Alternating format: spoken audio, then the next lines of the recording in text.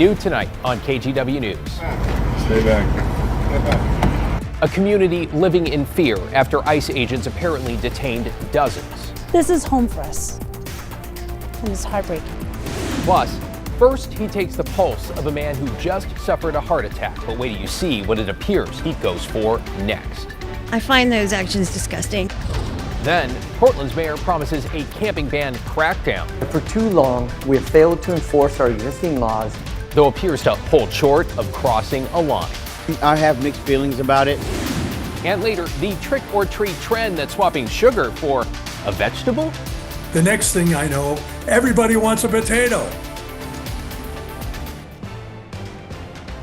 Good evening. Thanks for joining us. I'm David Mulco. New at 11, video recorded in Woodburn this morning appears to show several people, witnesses say, being taken into custody by federal agents, with more than 24 total, we understand, detained over the course of the day. Catherine Cook went to Woodburn tonight, where people told her they're facing renewed fear and uncertainty. PICUN, Oregon's farm worker union, tells us federal agents detained at least 30 people here in Woodburn and more in Washington County. Right now, community members are working to support families whose loved ones are in custody. Cell phone video shows federal agents detaining people in Woodburn early Thursday morning. ¿Dónde vive? Multiple sources tell KGW agents detained at least 30 people and possibly more. We are a broken community tonight. Woodburn High School teacher Max Sanchez says educators district-wide tried their best to support students Thursday. Fifth grade teacher Tony Salm learned the father of one of his students was detained. I try to imagine being a kid going home and learning that your father's is not going to be there or is gone. This is home for us, For Molly Moreno, and it's heartbreaking. she's not just scared for students. It's been a very hard day. She and others in the community have installed security cameras on their homes and won't open the door for anyone except family members. Gosh, I'm just hoping that most of our families can stay together, and I'm praying for those parents that are trying to get out there and do their jobs to be able to feed their families and pay their rent. For now, it's just a time to be supportive of them and to help people be ready. Former Mayor Eric Swenson says for months, many in this community had feared this day would come. It's a tragedy, right? It's a tragedy throughout our country that it's happening in the first place, based on a travesty of an immigration policy that's now coming to us. In Woodburn, Catherine Cook, KGW News. Well, worth noting, we've reached out to ICE to try to get some clarity around this. By the way, today was also day 2 of a trial over the deployment of National Guard troops to Portland, which included testimony from the Deputy Regional Director of the Federal Protective Service, the agency that protects the South Portland ICE building. He testified Portland police isn't providing necessary help because of sanctuary laws, and that agents are exhausted. Now, police previously said they will not engage in actions that are seen to help with immigration enforcement, such as clearing the facility's driveway, but will enforce laws and make arrests as necessary. That trial is expected to wrap up tomorrow. Stay with KGW for the latest on enforcement and the legal battle over National Guard deployment. You can find the latest updates right here, plus anytime at KGW.com and on our free TV streaming app, KGW Plus.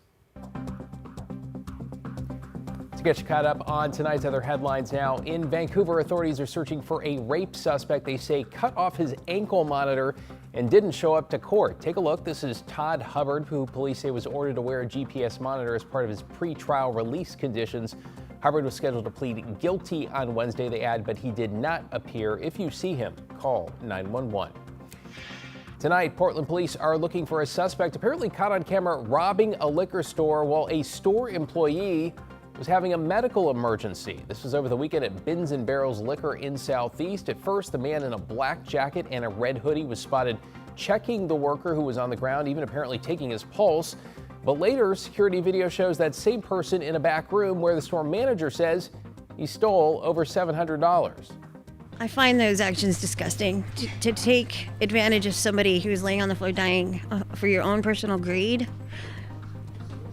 what you put out there will come back at you.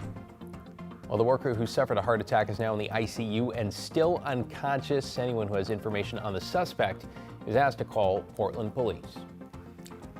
And in Hillsborough, police say a bomb threat that forced evacuations at the Washington County Courthouse this morning may have been a so-called swatting attempt. Investigators say a staff member got a call that said multiple bombs had been placed around the building. Police swept the courthouse and determined the call was likely a hoax. They're now working to track down the person behind it.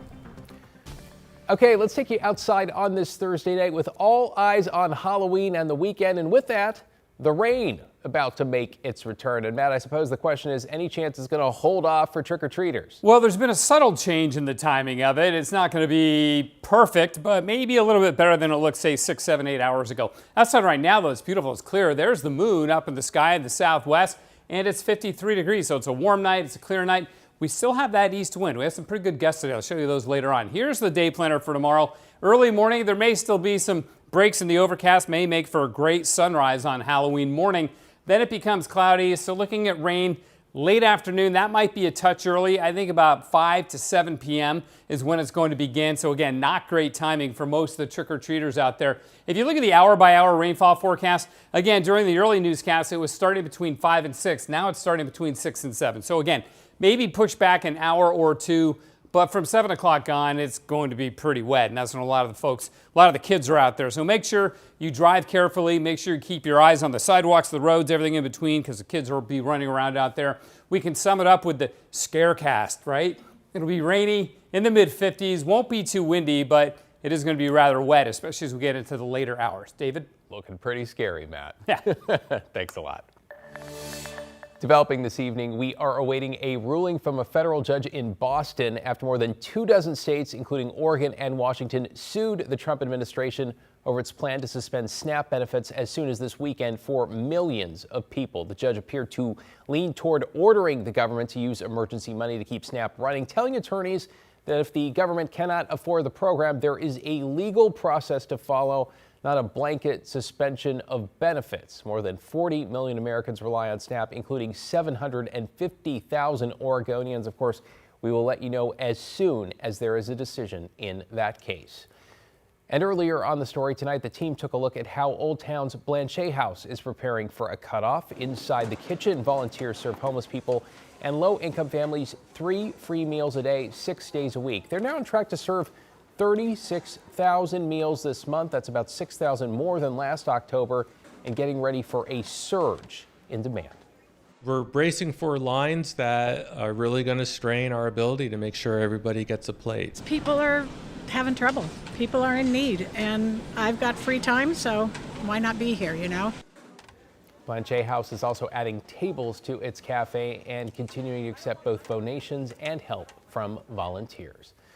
By the way, with the SNAP cutoff looming, a growing list of businesses have stepped up to donate, fundraise, and even give out free meals. For a full list, you can text the word SNAP to 503-226-5088, and we will text you back with the full list. You can also text us names of businesses we should add to it. After a months-long pause, Portland's mayor says the city will resume enforcing its camping ban starting this Saturday, though it appears arrests are not on the table. Alma McCarty's in the newsroom with a look at how it's all going to work. Alma? Yeah, David, the camping ordinance has been on the books since last year, but the mayor decided to pause enforcement while the city worked to add shelter beds. And now he says they have enough to try some different tactics. We can't arrest our way out of homelessness, nor should we. But for too long, we have failed to enforce our existing laws on dangerous activities that hurt the community. In a video statement Thursday, Mayor Keith Wilson explained he wants to clarify what resuming the camping ban will mean for people living outside. First, if we have enough shelter, which we do, camping isn't allowed in public spaces. Second, any camping must be responsible. That means no blocking sidewalks, setting fires, or dumping trash, things that are considered camping violations. Portland police tell us their focus will be education and then citations, not arrests. Although citations, officers say, will come with a court date, city leaders and courts will lean towards connecting people with services and assistance rather than fines and penalties. No one will be arrested simply for camping, nor should they. The mayor says those camping could be arrested for outstanding warrants or other criminal behavior. I have mixed feelings about it. It does clear the streets for people to be able to walk and be safe, to feel safe. But on the other side of that coin, these people do need a place to be. Larry Barron, once homeless himself, now helps Portlanders living on the streets take steps towards housing and stability. In his experience, to get people housed, they first have to want it. For those of the people out there who really want it, come on in. Don't let circumstances keep you from getting warm and being housed. Don't let fear, don't let shame or anything like that stop you from coming in.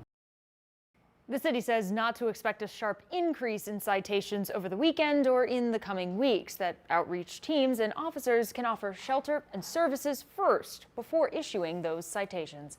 David? Thanks, Alma. Appreciate all the context there.